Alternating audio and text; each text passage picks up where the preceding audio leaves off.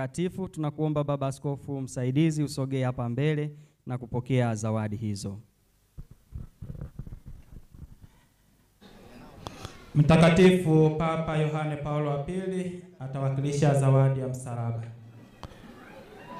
Huyu ni Mtakatifu Yohane Paulo wa Pili, anakusihi umpende sana Bikira Maria kwa kusali rozari takatifu na kumwabudu Yesu Ekaristi kwa kufanya maonano ya mara kwa mara na Bwana Yesu. Msalaba huu ukukumbushe uvumilivu na kujitoa kikamilifu. Anafuata Mtakatifu Teresa wa Calcutta, zawadi ya sukari. Huyu ni Mtakatifu Teresa wa Calcutta, kwa zawadi hii ya sukari anakusihi uwapende maskini, wagonjwa na wahitaji. Wakaribishe kwa upendo na kuwapatia mkate wao wa kila siku.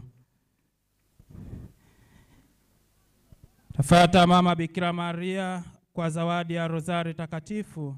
Huyu ni Bikira Maria wa rozari takatifu. Kwa zawadi ya rozari hiyo anasema, ukitaka upendo uenee duniani na amani tawale ulimwenguni, wakumbushe daima watu wote kusali rozari kila wakati. Anafuata Mtakatifu Rita wa Kashia kwa zawadi ya ua na kitabu. Huyu ni Mtakatifu Rita wa Kashia, anasema, mimi ni mwombezi wako katika mambo yote yaliyoshindikana. Pokea ua hili na kitabu hiki kama ishara ya matumaini na faraja yangu kwako. Anafuata Mtakatifu Teresa wa mtoto Yesu kwa zawadi ya Biblia. Huyu ni Mtakatifu Teresa wa mtoto Yesu.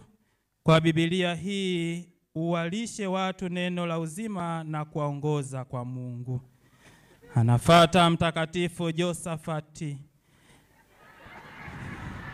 Huyu ni Mtakatifu Josafati, anakupa kitabu cha sala akikusihi umtegemee Mungu kwa kila kitu, na sala iwe ndio chakula chako na unyenyekevu mbele ya Mungu. Asanteni sana.